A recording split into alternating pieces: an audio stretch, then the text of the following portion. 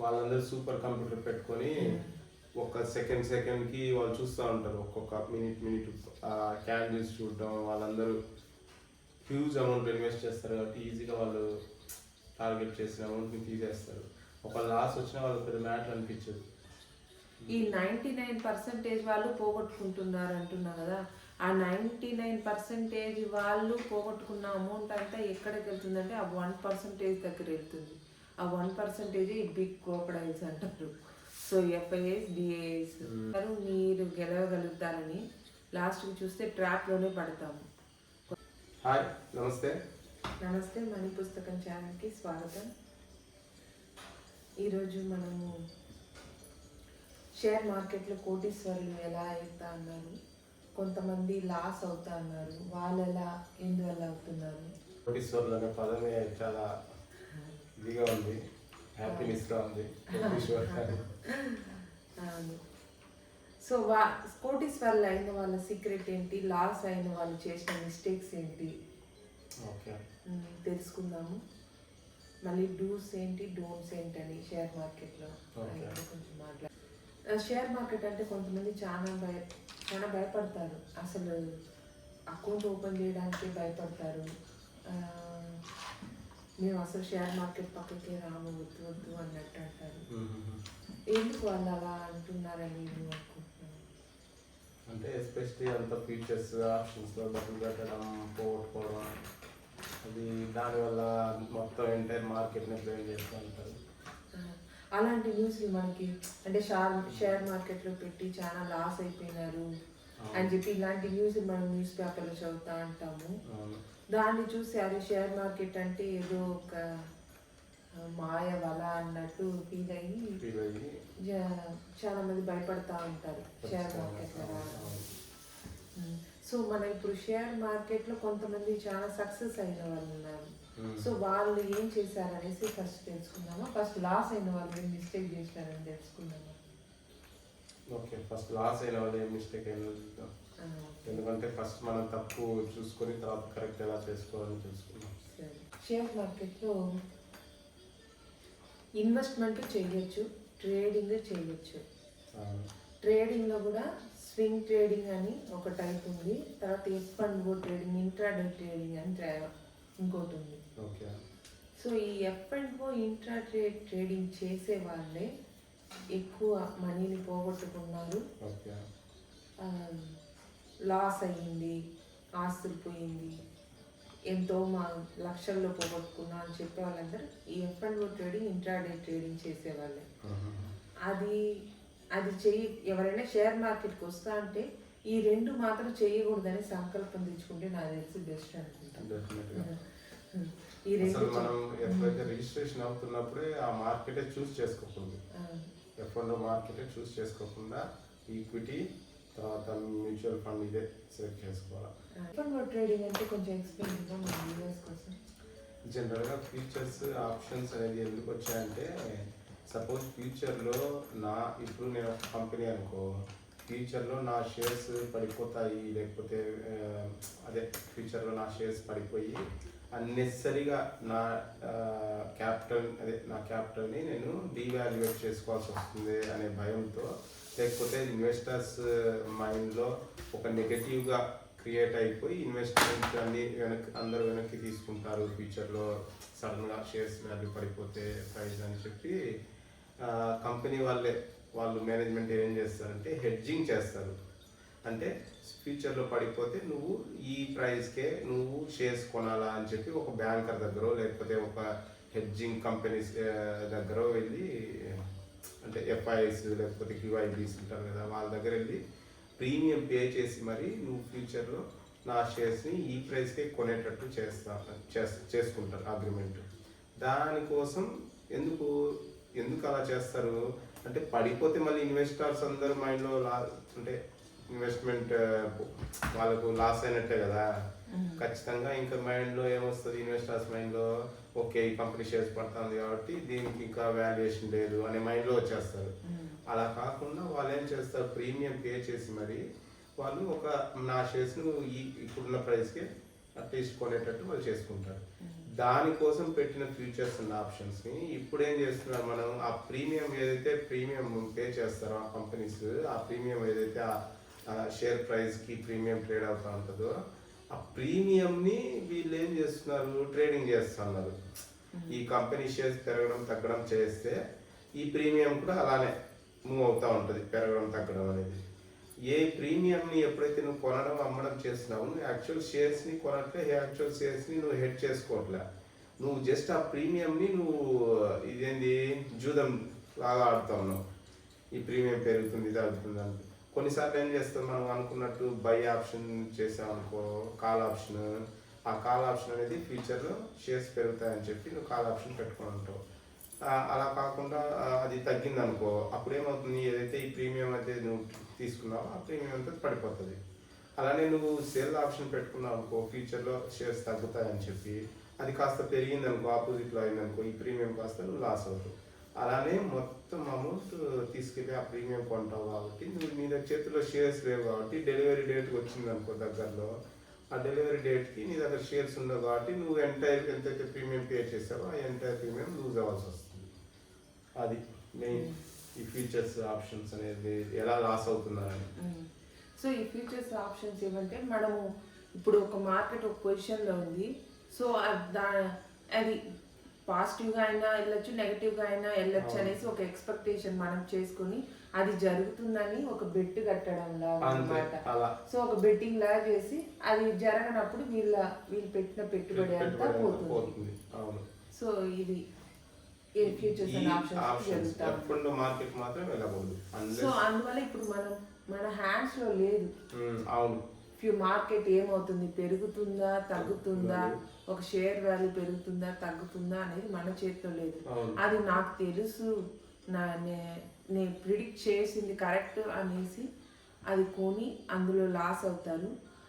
మళ్ళీ లాస్లోని ఇంకా మళ్ళీ నేను ఎలా అయినా రికవర్ చేయాలని చెప్పి దాన్ని చేసి ఇంకా దాన్ని నేను 10,000 లాస్ అయితే ఆ 10,000 రికవర్ చేయాలని చెప్పి ఇంకా అమౌంట్ తీసుకెళ్ళి పెట్టి అది మళ్ళీ పోగొట్టడం ఇలానే పోగొట్టి పెద్ద లాస్ లో తెచ్చుకుంటాం. యాక్చువల్గా ఇదంతా ఏంటంటే ఈ ఫీచర్స్ అండ్ ఆప్షన్స్ లో వెళ్ళడం ఎలా అంటే ఇప్పుడు నేను ఓవర్ నైట్ గా నేను కోటీశ్వరుని అయిపోవాలా లేకపోతే ఓవర్ నైట్ గా నేను డబుల్ చేసుకోవాలి నా మనీని అనే మనిషికి ఉన్న గ్రీడీని అది మనల్ని ఆ దారికి తీసుకొస్తుంది. అవి చేయాల్సిందే అన్నట్టుగా 1 lakh పెడితే 1 lakh తీయాలా లేకపోతే 1 lakh పెట్టి 50,000 తీయాలా అనుకుని పోయి 1 lakh వదిలేసుకుంటారు. సో అందువల్ల ఇది బెటర్ అవాయిడ్. ఎందుకంటే ఎవరీ బిగినర్ చేసే మిస్టేక్ ఇదే. ఎందుకంటే మనం కూడా స్టేజ్ చేసి వచ్చాము కాబట్టి అది పక్కన చెప్పినప్పుడు అది నాకు అర్థం కాదు. అది ఒకసారి పడి లేసి బయటకు వస్తే తప్పితే అది నేర్చుకోం. అది చెప్పడం అది చేయాలని కాదు చేసి లాస్ట్ చేసుకోమని కాదు. అంటే అది ఒక లర్నింగ్ అనుకోండి. అది ఒక గ్రీడీతో చేసే పని. ఆ గ్రీడీనెస్ లాస్ట్ కి మనకి ఇన్కమ్ ఇచ్చే బదులు లాస్ చేస్తుంది. మేబీ ఒక 1 day సక్సెస్ అవ్వచ్చు అది దాంతో సరిపెట్టుకోరు. సో ఈ అమౌంట్ పెట్టి నెక్స్ట్ మళ్ళీ నేను ఇంకా పోగొట్టింది నేను మళ్ళీ తీసుకొస్తా అనే పాయింట్ లో ఉంటాను. వెళ్తారు మళ్ళీ పోగొట్టుకుంటారు. ఒకవేళ దాంతో సక్సెస్ అయినా నేను మళ్ళీ వెళ్ళి ఇంకా ఎక్కువ తెచ్చుకోవాలా అనే గ్రీడీతో వెళ్ళి లాస్ట్కి మీరు చూస్తే 99% పోగొట్టుకున్న వాళ్ళే ఉంటారు ఎఫ్ఐలో. సో మీరు న్యూలో ఇలా పోగొట్టుకుంటారు. ఇంట్రాడే చేసి కూడా లాస్ అవుతారు. ఇంట్రాడే ట్రేడింగ్ చేయడం కూడా ఒక గ్యాంబ్లింగ్ లాంటిదే. సేమ్ ఇలానే ఉంటుంది. సో ఇంట్రాడే ట్రేడింగ్ అంటే కూడా కొంచెం ఎక్స్ప్లెయిన్ చేయండి. ఇంట్రాడే అనేది ఏంటంటే ఏ రోజుకి ఆ రోజుకి స్క్వేర్ ఆఫ్ చేసుకోవడం. అంటే మార్నింగ్ కొని ఈవినింగ్ అమ్ముకోవడం లేకపోతే మార్నింగ్ అమ్మి ఈవినింగ్ కొనుక్కోవడం అది కూడా ఒక కైండ్ ఆఫ్ గ్యాంబ్లింగే. అంటే మనం ఏంటి ఏ రోజు కాలం స్క్వేర్ ఆఫ్ చేసి సెటప్ చేసి డబ్బులు బయట తీసుకోవడం అన్నట్టుగా. ఇది కూడా అంత మనం ఎక్స్పెక్ట్ చేసేటట్టు కాదు 100%గా. ఎందుకంటే మార్నింగ్ ఉండింది ఈవినింగ్ ఉండకపోవచ్చు, మనకు ప్రాఫిట్ రావచ్చు లేకపోతే లాస్ కావచ్చు. ఇది చాలా రిస్కీయే కొంచెం. యాక్చువల్గా ఎందుకు మనం ఎక్స్పెక్ట్ చేసింది జరగదంటే ఇందులో బిగ్ ప్లేయర్స్ ఉంటారు. అవును, ఎఫ్ఐఎస్ డిఐఎస్ వాళ్ళందరూ సూపర్ కంప్యూటర్ పెట్టుకొని ఒక సెకండ్కి వాళ్ళు చూస్తూ ఉంటారు. ఒక్కొక్క మినిట్ క్యాండిల్స్ చూడడం. వాళ్ళందరూ హ్యూజ్ అమౌంట్ ఇన్వెస్ట్ చేస్తారు కాబట్టి ఈజీగా వాళ్ళు టార్గెట్ చేసిన అమౌంట్ని తీసేస్తారు. ఒక లాస్ వచ్చినా వాళ్ళకి పెద్ద మ్యాటర్ అనిపించదు. ఈ 99% వాళ్ళు పోగొట్టుకుంటున్నారు అంటున్నా కదా, ఆ 99% వాళ్ళు పోగొట్టుకున్న అమౌంట్ అంతా ఎక్కడికి వెళ్తుందంటే ఆ 1% దగ్గర వెళ్తుంది. ఆ 1% ఈ బిగ్ క్రోకడైల్స్ అంటారు. సో FIAs, DAs, సో వాళ్ళకే పోతుంది. మీరు అనుకుంటారు మీరు గెలవగలుగుతారని, లాస్ట్కి చూస్తే ట్రాప్లోనే పడతాము. కొంతమంది అంటారు నేను బాగానే చేసుకుంటున్నా, నాకు వచ్చిందని చెప్పి. సో వాళ్ళు సక్సెస్ అవ్వచ్చు, వాళ్ళ మాట విని కొత్త వాళ్ళు వెళ్ళేది సజెస్టబుల్ కాదు.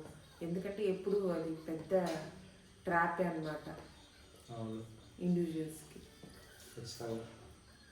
వాళ్ళు ఏమంటే వాళ్ళు అనుకుంటే మార్కెట్ ఎలా అయినా మూవ్ చేయగలుగుతారు. ఇప్పుడు వాళ్ళు ప్రాఫిట్ చేయాలా, ఈ పాయింట్లో నాకు ఇంత రావాలనుకుంటే వాళ్ళు మార్కెట్ని మూవ్ చేయగలుగుతారు.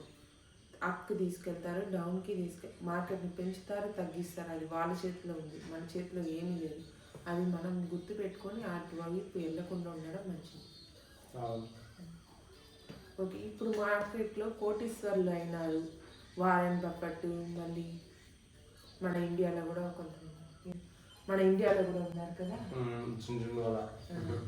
సో ఇలాంటి వాళ్ళు ఏం చేశారు, ఇంకా చాలా మంది ఉన్నారు, మనకు పేరు తెలియదు. చాలా పెద్ద పెద్ద కోటీశ్వర్లు అయినారు. వాళ్ళు చేసిన రైట్ థింగ్స్ ఏంటి, వాళ్ళు ఏం స్ట్రాటజీ ఫాలో అయినారు, వారెన్ బఫెట్ లాంటి వాళ్ళు ఏం చేశారు అనేసి ఇప్పుడు మనం డిస్కస్ చేసుకుందాం. సో అలానే మనము చేయడానికి ట్రై చేద్దాం. ఇవన్నీ గుర్తుపెట్టుకోండి. షేర్ మార్కెట్లో మీరు వస్తారంటే ఇవన్నీ పాటించండి, ఇప్పుడు మాట్లాడబోయే విషయాలన్నీ. సో కోటీశ్వర్లు అయిన వాళ్ళు ఏం చేస్తారంటే ఇన్వెస్ట్మెంట్ చేస్తారు. ట్రేడింగ్ కాదు, ఇన్వెస్ట్మెంట్ అంటే ఏంటి, ఒక కంపెనీ కోటీశ్వర్లు అయిన వాళ్ళందరూ ఏం చేశారంటే ఇన్వెస్ట్మెంట్ చేశారు. ఇన్వెస్ట్మెంట్ అంటే ఒక కంపెనీ షేర్ని కొనడం అన్నమాట. సో ఆ కంపెనీ షేర్స్ తక్కువ వాల్యూలో ఉంది, మంచి కంపెనీ అనిపిస్తే ఆ షేర్స్ని ఓవర్ ఏ పీరియడ్ అక్యుములేట్ చేసుకుంటూ పోతారు. అలా అక్యుములేట్ చేసుకుంటా మళ్ళీ ఇప్పుడు ఈరోజు 100 షేర్స్ కొన్నాను, రేపు నాకు 10% వచ్చింది, లేకపోతే రేపే 10% రావాలి, ఇలా అంతా వెయిట్ చేయరనమాట. వాళ్ళకి గుడ్ ప్రైస్, ఇది రీజనబుల్ ప్రైస్, కరెక్ట్ ప్రైస్ అనిపిస్తే ఆ కొన్ని రోజులు ఆ షేర్స్ని కొంటానే ఉంటారనమాట. కొంటి ఒక బల్క్గా అక్యుములేట్ చేసుకుంటారు. ఒకేసారి వెళ్ళి కూడా 100 షేర్స్ కొనేసినాం ఇకపైన కొనకూడదు ఇలా అంతా ఫిక్స్ అవ్వరు. మళ్ళీ ఈరోజు 100 షేర్స్ కొనేసాను, రేపే అమ్మేద్దాము, నాకు 5% వచ్చింది లేకపోతే 10% వచ్చింది అలానూ చెయ్యరన్నమాట. ఓవర్ ఏ పీరియడ్ అక్యుములేట్ చేసి ఆ కంపెనీలో ఒక పార్ట్నర్ మరి ఫీల్ అవుతారు. ఆ కంపెనీలో వచ్చే ఇన్కమ్ అవన్నీ అబ్జర్వ్ చేస్తూ ఉంటారు. ఆ కంపెనీలో వచ్చే డెసిషన్స్ ఇవన్నీ చూస్తూ ఉంటారు. డెసిషన్ మేకింగ్ అంతా స్టడీ చేస్తూనే ఉంటారు. ఆ కంపెనీని ఓనర్గా ఫీల్ అవుతారు అనమాట. సో అందువల్ల ఓవర్ ఏ పీరియడ్ కొనుక్కుంటా అక్యుములేట్ చేసుకుంటూ దాంతో 100% మనం ఫర్ ఎగ్జాంపుల్ ఒక షేర్ని 100 రూపీస్ కొన్నామంటే ఆ షేర్ 200 అయినా కూడా వాళ్ళు అమ్మరు, అలానే వదిలేస్తారు. మనం కొన్ని స్టోరీస్ వింటాం కదా, మల్టీ బేగర్ స్టాక్స్ అని. సో ఇలాంటి వాళ్ళ తాత కాలంలో ఎప్పుడు కొన్నారు ఆ షేర్స్, ఇప్పుడు సర్టిఫికేట్స్ దొరికింది, అది చూస్తే 2 crores ఉంది, అలా అంతా మనం వింటాం. అదేమంటే వాళ్ళు కొని అలానే వదిలేస్తారు, పెట్టుకునేసారు, మర్చిపోతారు. దాన్ని పెట్టాము రేపే తీసేయాలన్న మైండ్ సెట్లో ఉంటారు. వదిలేస్తే అది ఒక పెద్ద అసెట్గా ఫ్యూచర్లో క్రియేట్ అవుతుంది, పెద్ద కోటీశ్వర్లు అవుతారు.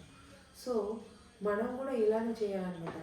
మంచి companies first large capital select చేసుకోవాలా, మళ్ళీ రైట్ టైం కోసం వెయిట్ చేయాలా. ఇప్పుడు ఫర్ ఎగ్జాంపుల్ టైటానే ఉంది, అది మంచి కంపెనీయే కానీ ఇప్పుడు అది ఓవర్ వాల్యూలో ఉంది. సో కొన్ని రోజులు వెయిట్ చేయాలా, మనకి అది కరెక్ట్ ప్రైస్ అనిపించేటప్పుడు అప్పుడు కొనాలా.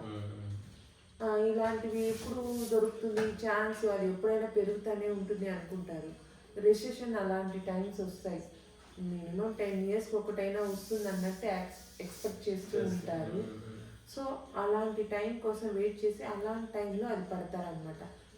కొంచెం సర్ప్లస్ అమౌంట్ షేర్ మార్కెట్లో ఇన్వెస్ట్ చేస్తూనే ఉంటారు, అయినా చేతిలో కొంచెం సర్ప్లస్ అమౌంట్ అనేది పెట్టుకొని అలాంటి రిసెషన్ అలాంటి టైమ్స్లో ఆ షేర్ మార్కెట్ బాగా పడినప్పుడు ఇలాంటి పెద్ద స్టాక్స్ అన్నీ కూడా పడతాయి.